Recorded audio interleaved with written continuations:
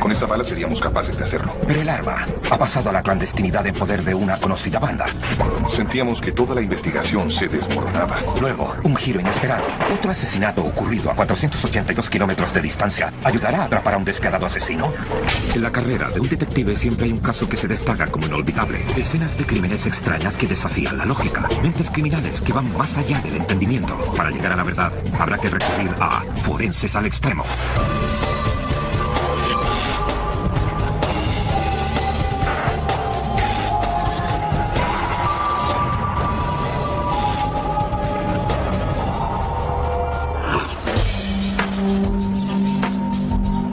De marzo de 1993. Es mediodía en la próspera ciudad de Parsippany, Nueva Jersey.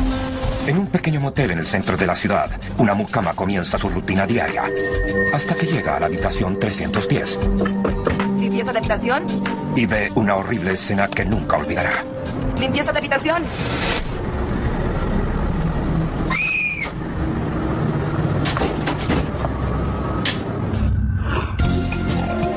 El detective Gary Denamen llega en 30 minutos a la escena del crimen. Denamen lleva 25 años trabajando en la Fiscalía del Condado de Morris, pero en su larga carrera nada lo ha preparado para esto. Miramos adentro y vimos a un hombre boca abajo sobre una de las camas, completamente vestido. Había sangre en la cama. Había sangre alrededor de su cabeza. Eran bastante obvios 1 o 2 de los disparos en la cabeza. Luego continuamos por la habitación hacia el baño y vimos a un hombre blanco. Estaba tirado en el suelo, en un gran charco de sangre. Y parecía que a él también le habían disparado. Nada en la habitación parecía alterado. El maletín estaba sobre la cama, cerrado. Por lo tanto, no parecía que la intención fuese robar a estos 2 individuos. No hay ningún signo de lucha. No había nada desordenado o revuelto. Mi impresión fue que probablemente el atacante los tenía bajo control y rápidamente los mató de la misma forma como las matanzas del crimen organizado. No es común que tengamos un homicidio, menos aún un doble homicidio en una escena. Al principio parecía un asesinato, y no es frecuente una gran cantidad de asesinatos en el condado de Morris.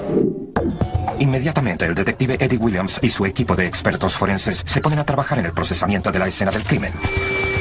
Nosotros aspiramos nuestro camino en este tipo de escenas. Se trata de un homicidio, por lo que nos vamos a concentrar en las pruebas de seguimiento, pelos, fibras, cosas así.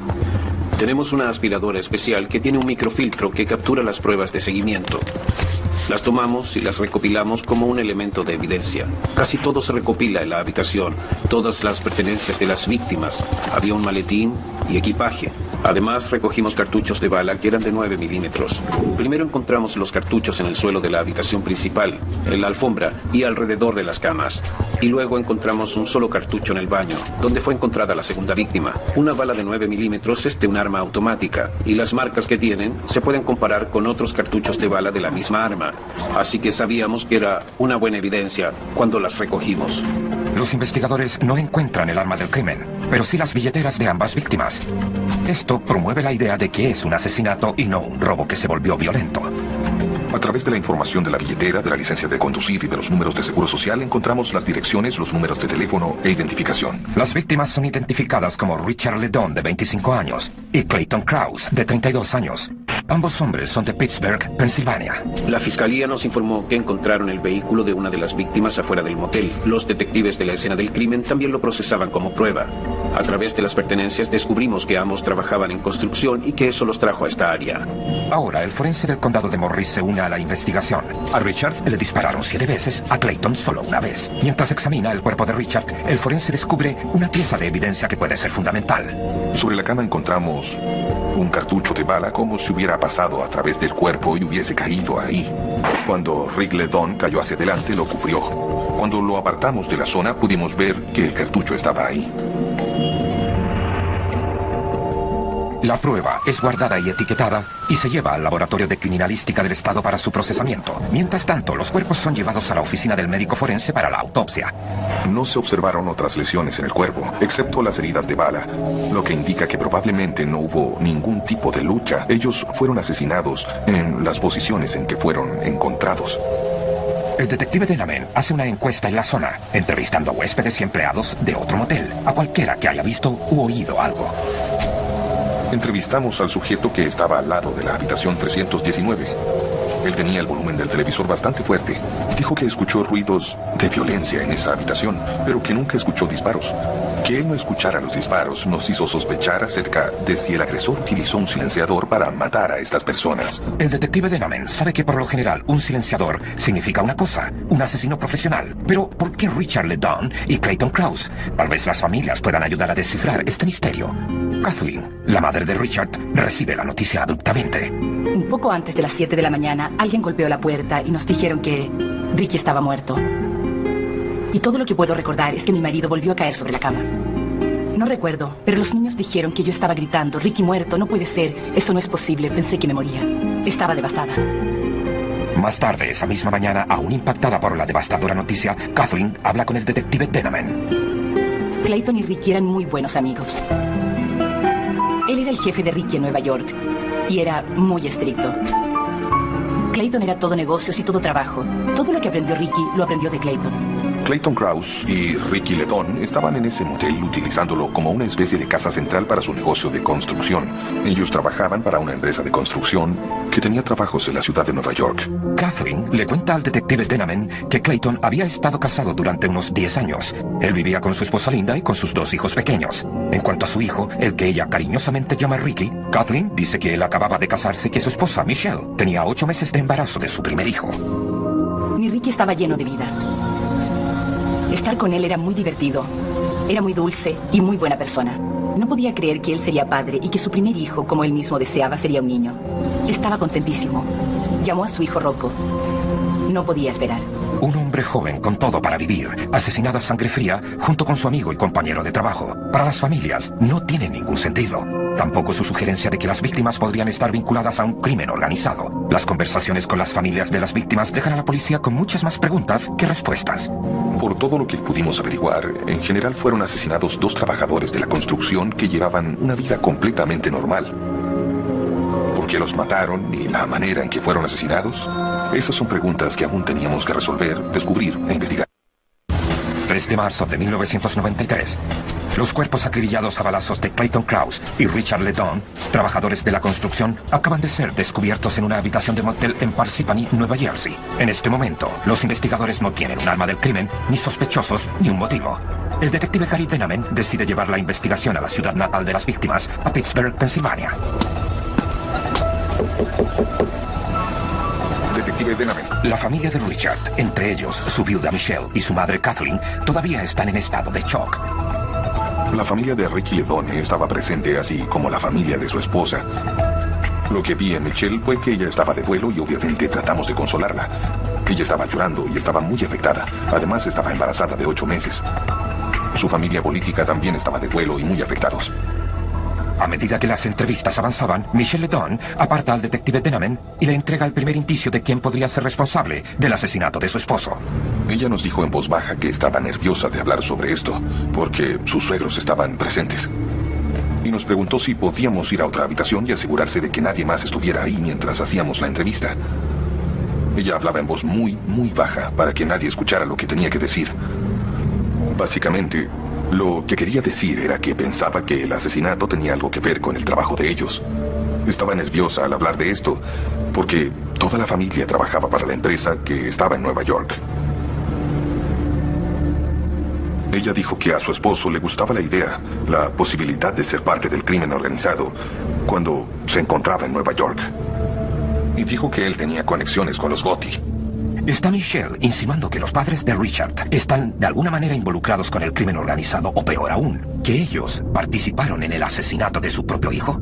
Parece inimaginable, pero el detective Denamen no sabe qué pensar. Luego, otro giro en el caso. La esposa de la otra víctima, Clayton Krause, tiene su propia historia. Avanzamos en la investigación para entrevistar a la esposa de Clayton Krause. Durante la entrevista, nos dio a entender que existe una gran posibilidad de que Clayton Krause tuviera algunos problemas con el arquitecto de sus trabajos. Y la esposa de Clayton considera que ese podría ser el motivo de su muerte. Un colega descontento. No sería la primera vez que una discusión en el lugar de trabajo termina mal. Pero si Clayton Krause era el objetivo, ¿por qué matar a Richard LeDon? El detective Denamen vuelve al condado de Morris para investigar y descubre que otro homicidio ha ocurrido a casi 2 kilómetros del motel donde Richard y Clayton fueron asesinados. Nos enteramos de que el cuerpo fue arrojado al costado de la carretera. El individuo había recibido un disparo, no había identificación en el cuerpo, no hubo robo. Al parecer, él también podría haber muerto al estilo de un crimen organizado. La proximidad de los asesinatos en tiempo y lugar significa para los detectives que existe vinculación, por ahora. Durante el tiempo en que se produjeron estos dos homicidios, hubo mucha publicidad sobre el crimen organizado en la ciudad de Nueva York.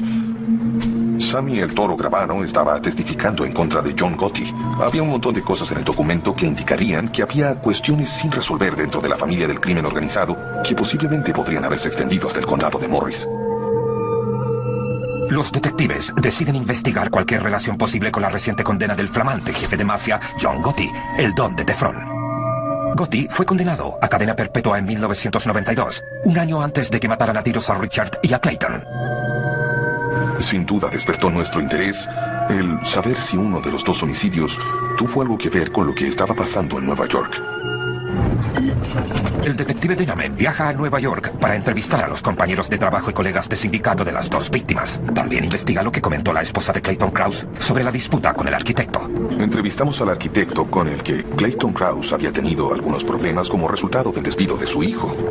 E indicó que él conocía a Clayton Krause y que sí había despedido a su hijo y que habían surgido algunos problemas. Él dijo, a mí no me afecta saber que lo mataron, pero yo no lo hice. Pensé que el arquitecto posiblemente podría saber quién lo hizo. Es posible que el arquitecto haya contratado a un asesino para matar a Clayton Krause, pero si ese fuese el caso, ¿por qué Clayton había recibido un solo disparo mientras Richard LeDon tenía 7? Una de las cosas que más nos llamaba la atención era que toda la ira y la agresión parecía haber sido desquitada en LeDon y no tanto en Clayton Krause. El hecho de que a Ricky LeDon le dispararan tantas veces nos dio la impresión de que había alguna razón, que alguien tenía un problema con él y que habían desquitado toda esa ira en él. Preocupado por este hecho, el detective Denamen hace otro viaje a Pittsburgh para entrevistar a Michelle, la esposa de Richard, por segunda vez. Tal vez ella podía entregar más información para apoyar la teoría del crimen organizado. Ella dijo que a él le gustaba que sus amigos pensaran que estaba vinculado al crimen organizado, pero ella no tenía manera de saber si eso era verdad o no. En Pittsburgh, el detective Denamen también entrevista a los amigos y asociados de Richard y Clayton para ver si puede conseguir una mejor lectura sobre estos dos hombres. Comenzamos a desarrollar un estilo de vida para cada uno de estos individuos. Clayton Krause era un hombre de familia. Iba a la iglesia. Pasaba mucho tiempo con sus hijos. Por otro lado, comenzábamos a imaginar a Ricky LeDon como un tipo llamativo, que llevaba puesta una gran cantidad de oro y que haría cosas como arrendar una limusina para llevar a cenar a su esposa. Le gustaba la mística del hecho de haber trabajado en la ciudad de Nueva York. Conocía a John Gotti y a su hijo. O al menos eso es lo que él decía. 22 de marzo de 1993. Han pasado 20 días desde el asesinato de Clayton Krause y Richard LeDon, y el detective Denamen aún no está cerca de hacer un arresto. Tal vez los forenses puedan ayudar a encontrar a un sospechoso. El detective Eddie Williams regresa al laboratorio de criminalística para ver qué se descubrió. Los resultados iniciales son decepcionantes. Las tecnologías desarrolladas en criminalística, como la aspiradora especial utilizada en el hotel, no revelan pruebas de seguimiento. Pero el informe de balística es mucho más prometedor. La bala encontrada debajo del cuerpo de Richard sufrió muy pocos daños y puede ser la clave de toda la investigación. La importancia es que posiblemente esta pieza coincida con las pruebas balísticas. Si tuviéramos que encontrar la pistola y si pudiéramos dispararla, podríamos ver si esa bala corresponde a esa pistola. 2 de abril de 1993, los asesinatos de Richard LeDon, de 25 años, y Clayton Krause, de 32 años, fueron crímenes de profesionales. Pero una llamada telefónica está a punto de cambiar el curso de toda la investigación. Detective Denamen. Recibí una llamada de un agente de seguros que me dijo que habían retirado $500,000 de los seguros de Ricky LeDon, poco tiempo antes de su muerte. El beneficiario de esa póliza era Michelle LeDone. Una póliza de seguro no significa necesariamente un acto criminal, pero llamó nuestro interés porque se trata de un trabajador de la construcción. Por lo general, los trabajadores de la construcción no tienen $500,000 en seguros. Una póliza de seguro que les daría una mejor vida, con la esposa como beneficiaria, contratada un mes antes de la muerte de su esposo. Esto contradice las primeras impresiones que el detective Denamen tiene de Michelle. Ella lo había convencido que su dolor era real, pero ahora el detective Denamen no está tan seguro. Una llamada a Kathleen, la madre de Richard, solo suma más sospechas. Ella dice que Michelle ha estado actuando muy extraño. Ella nunca estuvo de luto. Se comportaba como una adolescente. Andaba bailando por todos lados. Estaba feliz. Nunca nadie hubiera pensado que era una viuda. Las cosas no tenían sentido, por lo que empezamos a sospechar de ella. Y resulta ser aún más sospechoso. De hecho, Kathleen descubre que su nuera ha estado llevando una doble vida. Nos enteramos de que Michelle estaba teniendo una aventura con un tal Frank McDonough. Era realmente otra puñalada en el corazón que se sumaba a lo que ya habíamos pasado. Esta podría ser la oportunidad que los investigadores buscan. El detective Denamen de inmediato investiga los antecedentes de Frank McDonough. Nos enteramos que Frank era un hombre de negocios. Era dueño de una empresa de fontanería que su familia había adquirido. Se nos dijo que Michelle en realidad había conocido a Frank McDonough cuando ella estaba en la secundaria. En ese tiempo, Frank y sus hermanos eran grandes deportistas en la escuela. Con eso ella quedó impresionada. Pero, ¿qué pasa con Richard LeDon? Kathleen le dice a los investigadores que Michelle y Richard se conocieron en una cita a ciegas en 1990. Desde el principio quedó claro que Michelle tenía atracción por las cosas buenas de la vida. En 6 semanas, mi hijo le compró un Cadillac. Todo lo que mi hijo le comprara, desde ropa hasta joyas, nada era suficiente para ella. Kathleen dice que expresó su resentimiento hacia Michelle, diciéndole a Richard que ella no estaba de acuerdo con la relación, tampoco su esposo. Sin embargo, Kathleen trató de apoyar a su hijo el siguiente año y medio. Entonces, ella afirma que un extraño pedido la sorprendió completamente. Un día, él llegó a la casa con ella y me dijo, mamá, ¿sabes? La póliza de seguros que tú y papá tienen para mí, me gustaría obtenerla. Porque quiero quitar sus nombres y poner como beneficiaria a Michelle. Yo dije, creo que ustedes necesitan estar casados antes de que podamos hacer eso. Él nunca se preocupó de ese tipo de cosas. Era imposible no darse cuenta de que algo extraño pasaba. Sin embargo, Richard hablaba en serio, y en un mes él y Michelle se casaron en una lujosa ceremonia en Acapulco. Ambas familias fueron invitadas. Los LeDon no asistieron. Mi hijo nos dijo a mi esposo y a mí, nos vamos a ir a México y nos vamos a casar. ¿Quieren venir?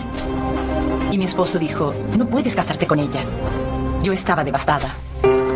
A pesar de la discusión familiar, Kathleen dice que cumplió su palabra. De mala gana firmó la póliza de seguros de vida de $100,000 para Richard. Se trata de 2 pólizas de seguro donde Michelle LeDon es beneficiaria y que suman $600,000. A él no le importaba el dinero, hasta que se casó con alguien a quien sí le importaba el dinero. En menos de un año Michelle estaba embarazada. Kathleen empezó a contarnos un poco de la historia sobre la relación de Ricky LeDon y Michelle LeDon. Me causó interés saber quién era realmente Michelle. Tal vez su interés por Ricky solo era desde un punto de vista financiero, opuesto a una relación de tipo amorosa. ¿El deseo por el dinero habrá llevado a Michelle a los brazos de Frank McDonough? Frank y Michelle conspiraron para matar a Richard LeDon y así cobrar el dinero del seguro. ¿Y había estado Clayton Krause simplemente en el lugar equivocado?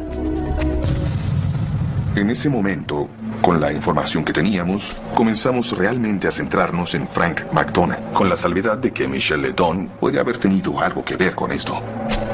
Pero para probar el asesinato, los investigadores necesitan mucha más evidencia, pero no hay suficiente. La sensación era que realmente no había nada malo con la relación entre Frank McDonough y Michelle. Podría ser que Frank McDonough solo sentía lástima por Michelle.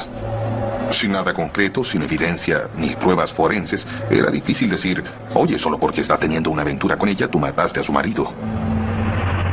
Por lo tanto, se consideró estratégico que sería mejor esperar un poco y ver lo que podríamos desarrollar para presentar un mejor caso. Mientras los detectives esperan más información concreta, el cuerpo de la víctima que se encuentra en el parque de chatarra es finalmente identificado. Nos enteramos de la identidad de la víctima del segundo homicidio. Se determinó que era ruso y también que probablemente fue asesinado por la mafia rusa. Así que realmente sentimos que no tenía nada que ver con la muerte de Ricky LeDon y la de Clayton Krause. 3 de mayo de 1993, 2 meses después de los asesinatos de Richard LeDon y Clayton Krause, la investigación llega a un punto muerto. Los detectives creen que Michelle, la esposa de Richard, y su supuesto amante, Frank McDonough, son parte del crimen, pero no pueden probarlo. Sin embargo, la madre de Richard cree que puede hacerlo. decidimos que teníamos que salir y buscar lo que pudiéramos averiguar. Fuimos a visitar a vecinos y amigos y nos dijeron diferentes cosas. Siempre escuchamos que ella andaba por ahí y dándose la gran vida.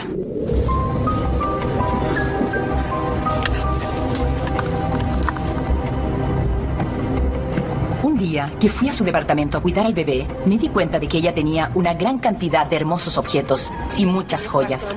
Es maravilloso, ¿no cree? Entonces llamé a Gary Denman en Nueva Jersey y le conté todo. Sí, Kathleen.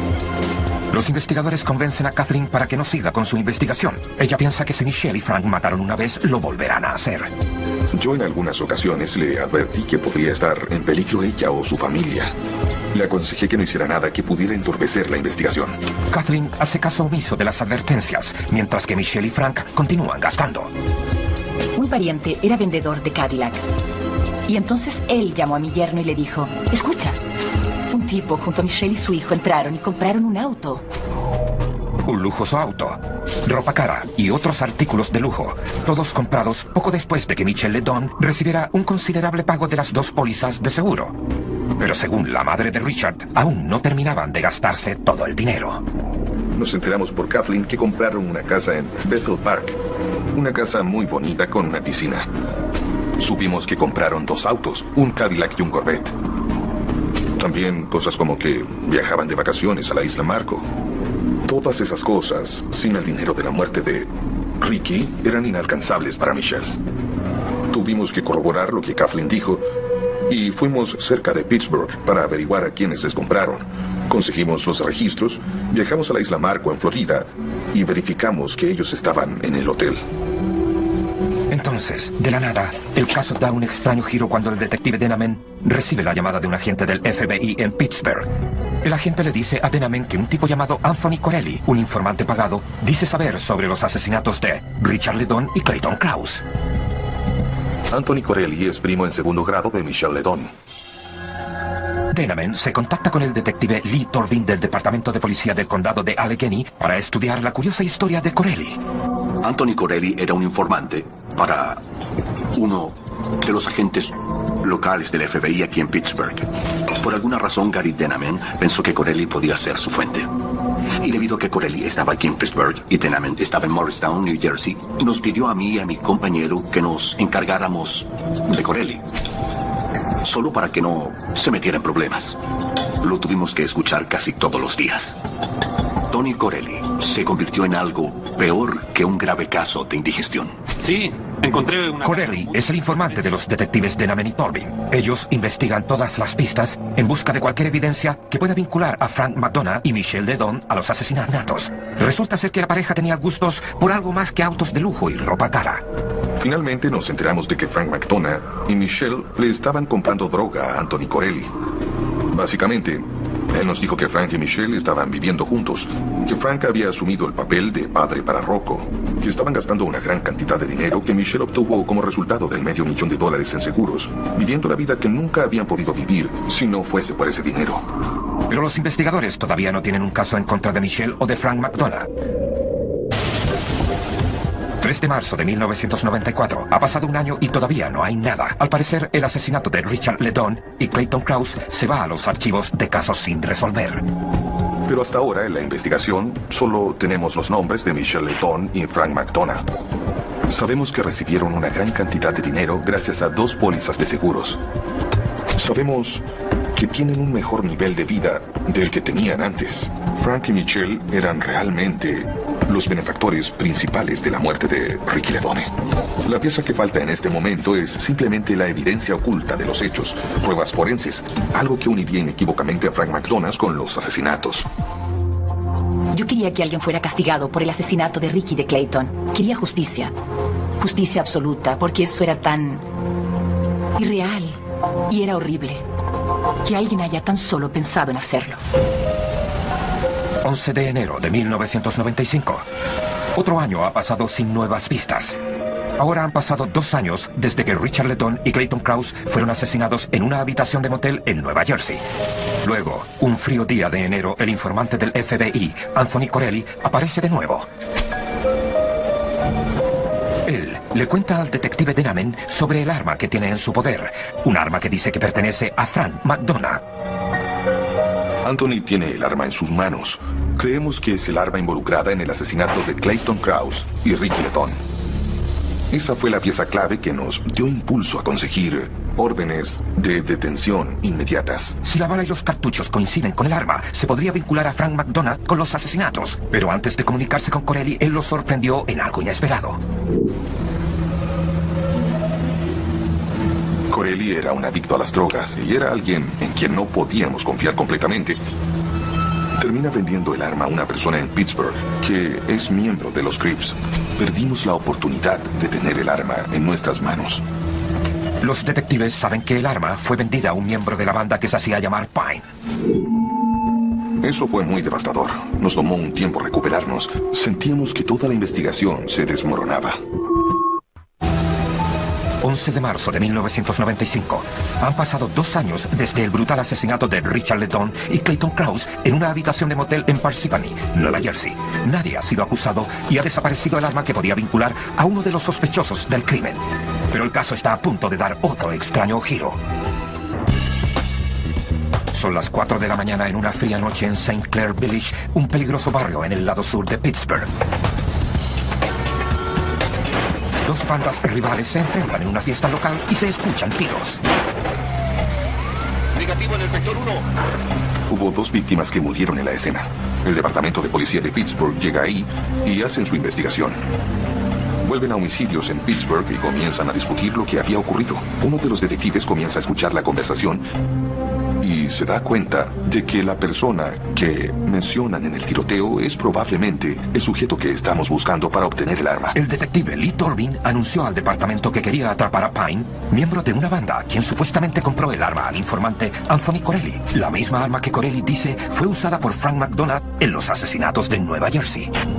Le dije al detective de homicidios de Pittsburgh que volviera a la escena para ver si podía encontrar cualquier evidencia de proyectiles. Él volvió a la escena y encontró un agujero de bala en el marco de una puerta y podía ver un extremo del proyectil usado. El marco de la puerta es llevado al laboratorio de criminalística del condado de Allegheny, donde la experta en balística Michelle Kinner comienza la tarea de retirar fragmentos de bala. Las pruebas balísticas del tiroteo son llevadas a Pittsburgh con la esperanza de que coincidan. Desde el incidente en St. Clair Village, en Pittsburgh, se ha recuperado una bala calibre 9 milímetros y también encontramos 6 cartuchos 9 milímetros. La experta en balística comienza la ardua tarea de comparar las balas y los cartuchos del tiroteo de las bandas con los de los asesinatos de Richard Letton y Clayton Krause. Vi una marca de impresión de percutor de forma triangular, lo que me indica que es una pistola Mac-10. Al parecer, la Mac-10 es la misma arma de fuego que se utilizó en la matanza de Nueva Jersey. Para estar seguros, Kinner hace un análisis más profundo de los complejos patrones que hay en balas y cartuchos. Las marcas y las ranuras dentro del cañón se llaman estriado. En el cañón hay áreas más elevadas y áreas más hundidas. A medida que la bala viaja por el cañón, está siendo grabada con estas marcas y ranuras. La bala que comenzó lisa, una vez que sale del cañón, tendrá las impresiones de las marcas del estriado. Dentro de esas impresiones hay pequeñas marcas conocidas como estrías. Lo que estamos buscando cuando hacemos las comparaciones son los patrones de las estrías, el número de las estrías y si estas coinciden. Al observar los detalles de las estrías en la parte trasera y las marcas dentro del percutor, 2 de ellas eran las mismas en 2 conjuntos de cartuchos. 2 cartuchos de Nueva Jersey coincidieron con 6 cartuchos de Pittsburgh. Y teníamos 7 balas de Nueva Jersey que coincidían con la bala de Pittsburgh. Yo estaba segura de que las balas y los cartuchos de ambos incidentes fueron disparados por la misma arma. Incluso sin la pistola, Kinner, la experta en balística, puede decir de manera concluyente que se utilizó la misma arma en el tiroteo de Pittsburgh y en los asesinatos en Nueva Jersey. La próxima llamada que hace es una de las más satisfactorias en su carrera. Yo estaba muy emocionada cuando hice la identificación, así que llamé al detective Torbin para darle la noticia. Y él me dijo que esa era la pieza que necesitaban para argumentar de forma convincente el caso. Yo estaba muy feliz de poder ayudarlos. Sobre las armas de fuego, llamé al detective Denamen para contarle. Él estaba muy emocionado con la noticia porque ahora teníamos un vínculo directo con Frank McDonough a través del arma y de Anthony Corelli. A la mañana siguiente, los detectives Gary Denamen y Torvin Lee realizan 2 órdenes de arresto, una para Michelle LeDon, de 25 años, y otra para Frank McDonough, de 31 años. Poco después de las 5 de la mañana, representantes de nuestro equipo SWAT llamaron a los residentes en Bethel Park. Frank McDonough contestó el teléfono. Se le dijo que la policía estaba afuera y que su casa estaba rodeada, y se le dijo que saliera con las manos en alto. Él cumplió, al igual que Michelle. Los detectives de nuestra sección de abuso infantil entraron y sacaron al pequeño Rocco LeDon. Los sospechosos son acusados de asesinato y son llevados a la comisaría de Pittsburgh. Ambos se niegan a hablar. Cuando se les hizo preguntas y se les pidió que hablaran con nosotros, ambos se negaron. Yo estaba decepcionado. En la oficina del fiscal del condado de Morris, Nueva Jersey, es presentada una petición junto a los tribunales de Pittsburgh para extraditar a Michelle LeDon y a Frank McDonough. Ellos lucharon mucho para detener la extradición, porque pensaban que si eran extraditados definitivamente serían condenados. Los abogados defensores hacen todo lo que está a su alcance para detener la petición, pero sus argumentos no dan resultado. Quiero decir, Lejos de su casa y ahora apartada de su amante, Michelle cambia su actitud y decide hablar con la policía. Comenzó a ser muy evidente para Michelle que si ella se quedaba callada y no declaraba contra Frank McDonough, ella de todas formas sería condenada a pena de muerte o por lo menos a 30 años en prisión. Michelle finalmente cede, acepta un acuerdo con el fiscal y les dice a los policías lo que sucedió. Afirmó que Frank le contó una semana después de los asesinatos que él los había matado a los dos. Michelle, al explicar cómo sucedieron los asesinatos, dijo que Frank le dijo a Clayton que abriera la puerta y le disparó. Y más tarde, Ricky LeDon llegó a la sala. ¿Pero para qué quiere que me siente? Y le disparó en la cabeza y en el corazón. Frank le explicó que él pensó que Ricky LeDon sabía que estaban teniendo una aventura. Por eso Ricky quería herirlo. Desde luego, el hecho de que Michelle estuviera ayudando reforzaba el caso en muchas áreas en las que todavía teníamos muchas preguntas. En el juicio, las pruebas balísticas adquieren protagonismo en la acusación en contra de Frank McDonough. El testimonio de Michelle LeDon también es crucial. Ella solo era la viuda. Quiero decir, no había dudas al respecto. En ese momento, todos creían en las mentiras que ella decía y probablemente se dieron cuenta. Esta es mi interpretación, que ella sabía que había causado la muerte de su marido y del pobre Clayton Krause, que murió por su culpa.